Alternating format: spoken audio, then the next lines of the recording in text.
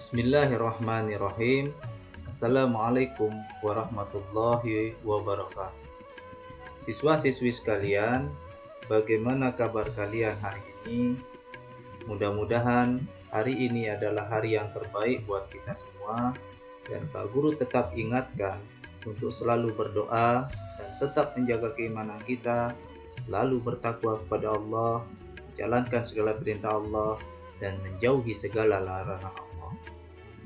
Siswa-siswi sekalian, hari ini kita akan masuk pada pembahasan materi yang baru, yaitu tentang kurban. Di mana pada pertemuan kali ini kita akan bahas tentang hukum kurban, kemudian ketentuan hewan kurban, dan terakhir yaitu tentang hikmah kurban. Dan pada pertemuan kali ini ada beberapa tujuan yang ingin kita capai, adalah diharapkan nantinya setelah selesai pembelajaran ini, kalian akan mampu menjelaskan tentang hukum kurban dengan benar, mampu menjelaskan ketentuan hewan kurban, dan mampu menjelaskan hikmah kurban dengan baik. Baik, mari kita bahas satu-satu tentang materi ini. Yang pertama tentang hukum kurban. Kurban menurut bahasa artinya adalah dekat. Sedangkan menurut syariat, kurban berarti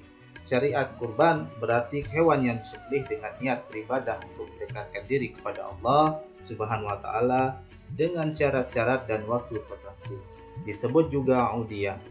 Berkurban merupakan ibadah yang disyariatkan bagi keluarga muslim yang mampu. Sebagaimana firman Allah, Bismillahirrahmanirrahim, Inna a'tainakal kautsar fasholli li rabbika wanhar.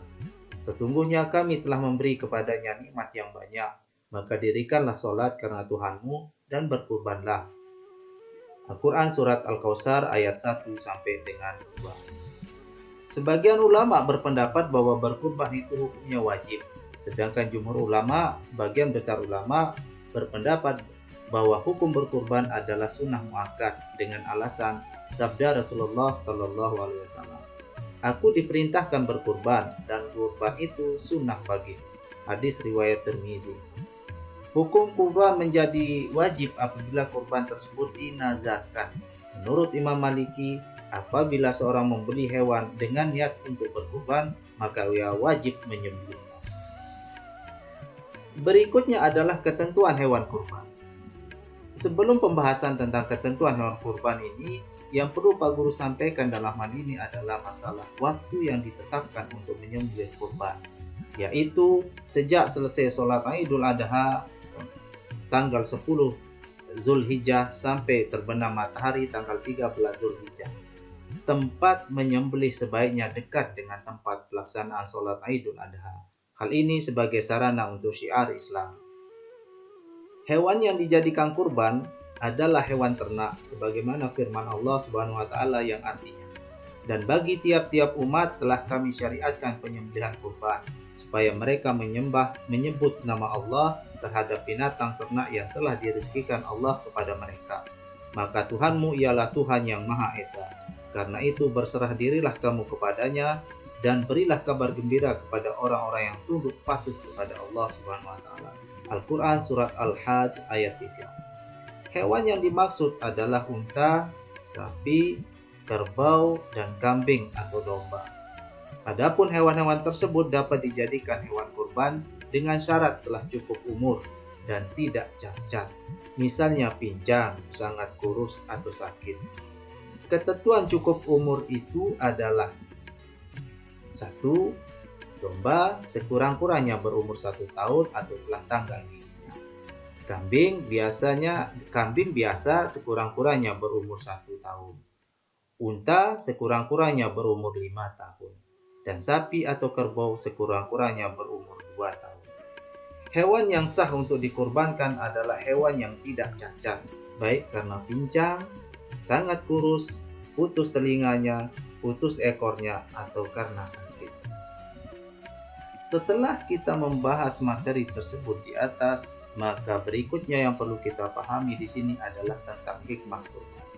Ada beberapa hikmah kurban yang disyariatkan Allah Subhanahu wa taala baik terhadap pelaku kurban itu sendiri, penerima maupun bagi kepentingan.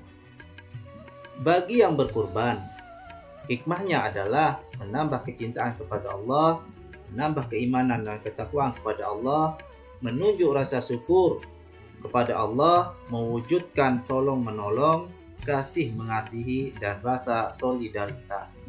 Sementara bagi penerima, satu, menambah keimanan dan ketakwaan kepada Allah, bertambah semangat dalam hidupnya.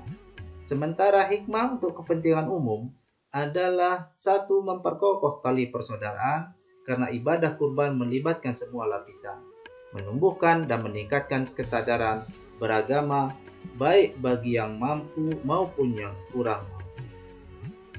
Demikianlah pembahasan kali ini, mudah-mudahan kalian dapat memahaminya. Dan mari kita tutup pertemuan ini dengan sama-sama membaca hamdalah. Alhamdulillahirabbil alamin. Sekian, assalamualaikum warahmatullahi wabarakatuh.